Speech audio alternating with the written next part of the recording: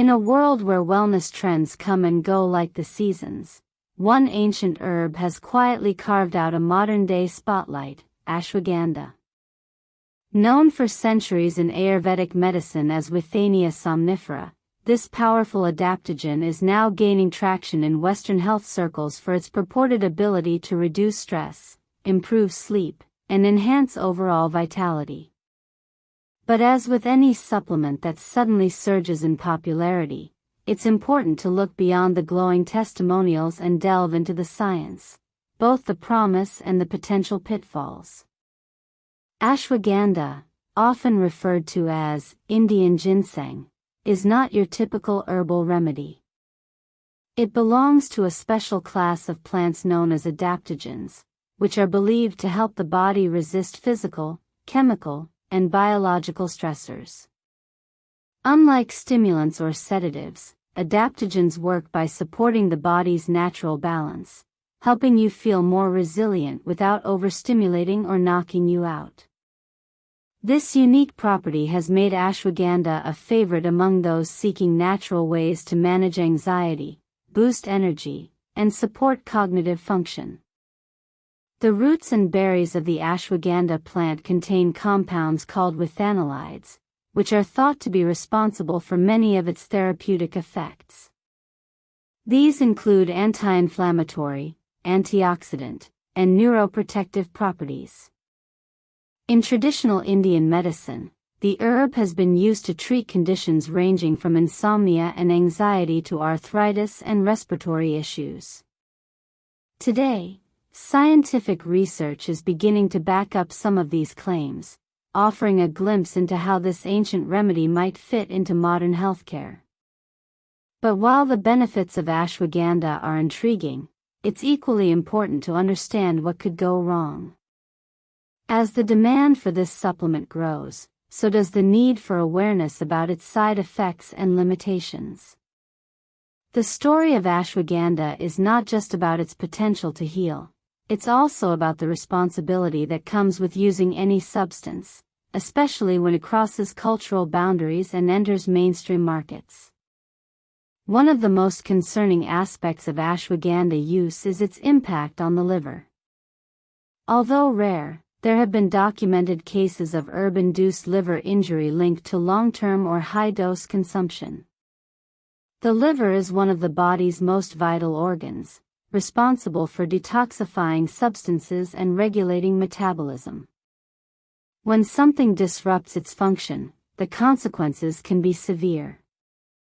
Some reports suggest that individuals with pre-existing liver conditions may be at an increased risk, making it crucial for anyone considering ashwagandha to evaluate their own health history carefully.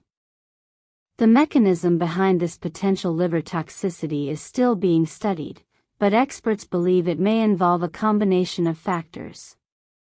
For instance, certain compounds in ashwagandha could interact with other medications or supplements, leading to an overload on the liver's processing capacity. Additionally, the herb itself may trigger an inflammatory response in susceptible individuals. While most cases appear to resolve once the supplement is discontinued, the severity of outcomes, ranging from mild elevation in liver enzymes to acute on chronic liver failure, cannot be ignored. This raises an important question: how safe is ashwagandha really? The answer isn't straightforward. Like many natural products, ashwagandha is often perceived as harmless because it comes from a plant. However, nature doesn't always mean safety. Just because something is organic or botanical doesn't automatically make it risk-free. The truth is that the long-term effects of ashwagandha, particularly when used over extended periods, are still largely unknown. Clinical trials typically last only a few months, and real-world usage patterns can vary widely. Another factor to consider is the variability in product quality. Ashwagandha supplements are available in various forms, including capsules, powders, teas, and tinctures. The concentration of active ingredients can differ significantly between brands, depending on sourcing, processing methods, and manufacturing standards. Some products may contain fillers or contaminants that could contribute to adverse reactions. Without strict regulation, consumers are essentially rolling the dice when they choose a particular brand or formulation. This lack of standardization poses challenges for both users and researchers. On one hand, inconsistent dosages make it difficult to compare results across studies. On the other hand, consumers may inadvertently take too much or too little of the active compound, affecting both efficacy and safety. To complicate matters further, many people self-prescribe ashwagandha without consulting a healthcare provider, relying instead on online forums or anecdotal advice. So, what can we learn from the growing body of research on ashwagandha? Let's start with the positives. Several studies have shown promising results in areas such as stress reduction, cognitive performance, and immune support. One randomized controlled trial found that participants who took ashwagandha experienced significant reductions in cortisol levels compared to a placebo group. Cortisol is the primary stress hormone, and chronic elevation is associated with a host of health problems, including anxiety, depression, weight gain, and cardiovascular disease. In another study focused on sleep quality, researchers observed that individuals taking ashwagandha reported improved sleep latency and duration. This aligns with traditional uses of the herb as a sedative and calming agent. Participants also noted better daytime alertness and reduced fatigue, suggesting that ashwagandha may help regulate the body's internal clock and promote restorative rest. For those interested in athletic performance, ashwagandha may offer additional benefits. Some evidence suggests that the herb can increase muscle mass and strength when combined with resistance training. This effect is thought to be related to its ability to lower cortisol and boost testosterone levels, although more research is needed to confirm these findings. Athletes and fitness enthusiasts are increasingly turning to ashwagandha as a natural alternative to synthetic supplements, hoping to enhance recovery and endurance without the side effects. Beyond the physical realm, ashwagandha has also shown potential for mental health. Preliminary studies indicate that it may help alleviate symptoms of generalized anxiety disorder and depression.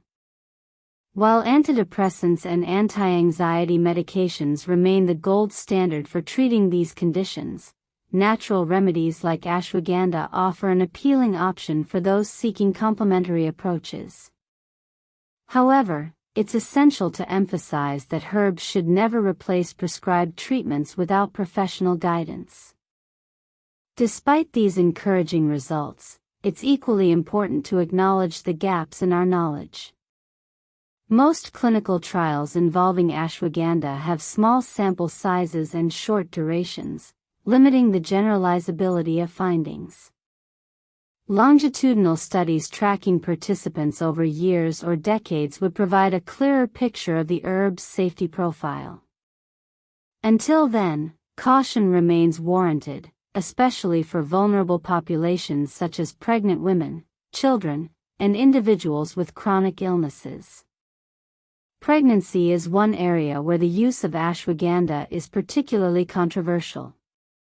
Traditional Ayurvedic texts sometimes recommend the herb during pregnancy for specific purposes, but modern medical guidelines generally advise against it due to insufficient data on fetal safety. There is currently no consensus among experts regarding whether ashwagandha is safe for expectant mothers, and the potential risks outweigh the possible benefits in most cases. Similarly, men with hormone-sensitive prostate cancer should approach ashwagandha with care. Some preliminary research suggests that the herb may influence sex hormone levels, potentially interfering with treatment protocols. Given the complexity of cancer biology, even minor hormonal fluctuations could have unintended consequences. Therefore, individuals undergoing cancer therapy should consult their oncologist before incorporating ashwagandha into their regimen. When it comes to medication interactions, ashwagandha's effects are equally nuanced. Because it affects multiple physiological systems, including the nervous system, endocrine system, and immune system, it has the potential to interact with a wide range of prescription drugs.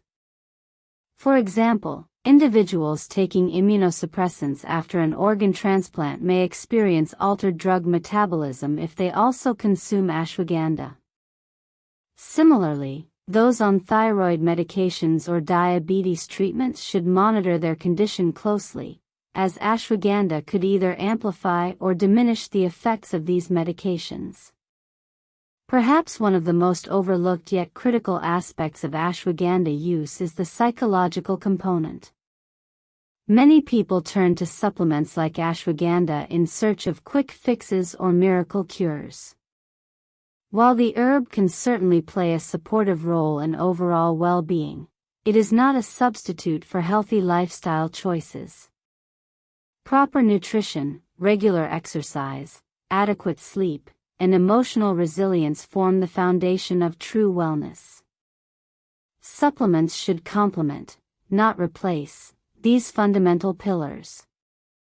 Moreover, the rise in ashwagandha's popularity highlights a broader societal trend toward holistic and integrative approaches to health.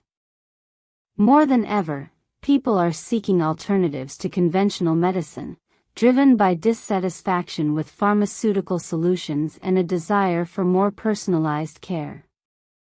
While this shift is commendable in many respects, it also underscores the importance of informed decision-making and critical thinking.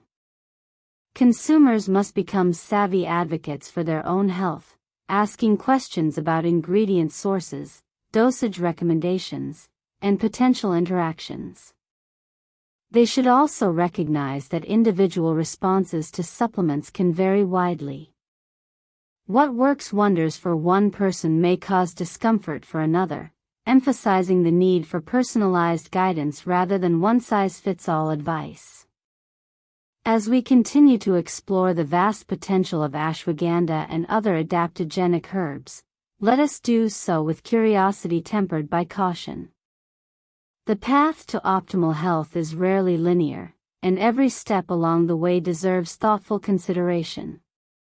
By staying informed, remaining open-minded, and prioritizing safety above all else, we can harness the power of nature's gifts while safeguarding our well-being.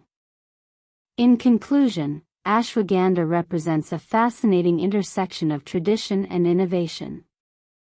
Its journey from ancient Ayurvedic remedy to modern wellness staple reflects humanity's enduring quest for balance and harmony. Yet, as we embrace this remarkable herb, we must also honor the wisdom of restraint and responsibility. After all, the goal of any healing practice is not just to alleviate symptoms but to cultivate lasting vitality, mind, body, and spirit alike. And there you have it, ashwagandha, the ancient adaptogen making waves in today's wellness world. From its roots in Ayurvedic tradition to its growing presence on store shelves and social media feeds, this herb has captured the attention of many seeking natural ways to reduce stress, boost energy, and support overall well-being. But as we've explored, the story of ashwagandha isn't just about what it can do, it's also about what it might not be right for. While the benefits are promising, especially in areas like stress reduction, sleep quality, and cognitive function, the potential risks can't be ignored. Liver concerns, medication interactions, and the lack of long-term data all serve as important reminders that even nature's remedies come with their own set of rules. The key takeaway here is simple: knowledge is power. Whether you're considering trying ashwagandha or already using it, understanding how it works, who it might affect differently, and when to use it wisely is essential. Supplements aren't magic pills, they're tools, and like any tool, they work best when used correctly. So if you're thinking about adding ashwagandha to your routine, take a moment to do your homework. Talk to your healthcare provider, especially if you have any pre-existing conditions or are on medication. Choose high-quality products from reputable brands, and always keep an eye out for how your body responds. And remember, while supplements can support your health journey, they should never replace the basics, like good nutrition, regular movement, and restful sleep. If you found this video helpful, give it a thumbs up, subscribe for more deep dives into the world of health and wellness. Thanks for watching.